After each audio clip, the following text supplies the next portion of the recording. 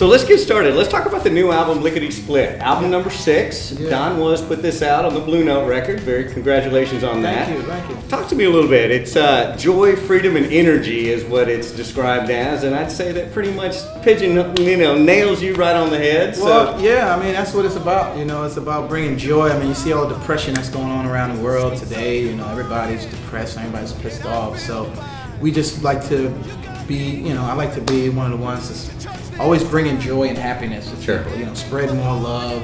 That's some of the things that, I grasped one of my roots growing up in church. And, that's really what it's about. It's kind of having this sort of everyday gospel church experience, good news experience on tour, so. It's nice to have the good news report every now and then. Yeah, as you see, one day you got bad religion here, next day you got joy and happiness. Nice, nice.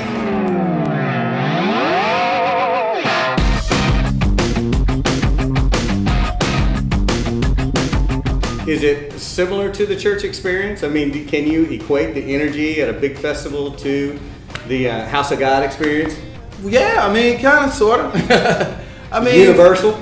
It is really universal for me, because I don't really ever see it as like just performing on stage. It's kind of like bringing this togetherness, this sense of joy, but the fans give me joy and I try to give it back to them, and it's kind of really like a church service.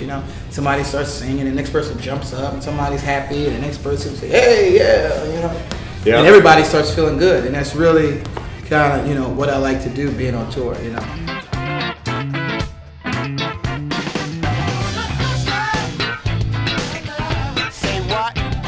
What did it feel like when you started getting people like Eric Clapton and Carlos Santana reaching out to you? And is this? It really felt great to be a part, to have those guys reach out, because, like Clapton and Clapton said it best. He said he thought he heard every kind of sound from guitars until, he started listening to us and so forth, and it just inspired him and it got him excited, and a lot of the guitar players said the same thing, Carlos, Dave Matthews, all these guys sort of latched on and to the sound and started sort of becoming like uncles to me and grandfathers. Sort of bringing you into the fold. Yeah, sort of like, they yell at you, tell you when you're playing bad, so, but it's great, it's kind of great criticism from them, especially Santana. He'll really tell you if you have an off day,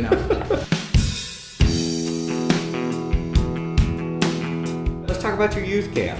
Tell me a little bit about what's that about. Well, for me, it's really basically a school that I'm starting in the inner cities and back home. Okay. It's really, all of the neighborhoods where I grew up in, it's all a bunch of gangs and a bunch of kids really just lost, because that's, and a lot of these kids, the kind of the stigma that's given to these kids is, they, the thing that's put on is, it's like, no, these kids don't have anything to do. Mm-hmm. We would have been those same kids had we not had music and arts. Right. I mean, now today, I don't know what it's like. Well, it's different in Nashville, but back up on the Northeast and everything, they completely taken all the arts out of school. So, these kids, it's kind of, there's no incentive, Right. Well, and you had a resource for this growing up. Man, they needed. Well, I just know what it did for all of us. For me, all my friends. I mean, so many artists that come from out of my, that immediate area of New Jersey. I mean, I could keep naming Kool and the Gang and Wyclef and all of the rappers and Lauryn Hill and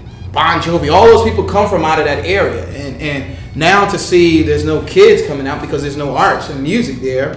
So for me, it was great to kind of go back and really start this music and arts program for these kids. And really it's available every day from 8 a.m. till midnight, you know. So it's a place where they can go and sort of, and maybe they don't want to play the guitar, they'll jump to the saxophone.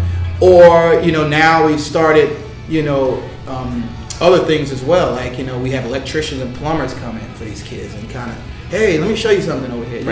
You can make a living doing it. Yeah, because a lot of these kids, they, all they see is selling drugs and this and that. And so, but they're actually great kids. We've actually turned around about 50 kids already. They're completely 360. They're humble kids. Right. And these are kids that was wanting to go out and shoot somebody yesterday. I mean, a week ago. You know what I mean? So it's great to see that, and it's great to see the results. That's really the most probably satisfying thing of my life so far, is to be able to create that opportunity.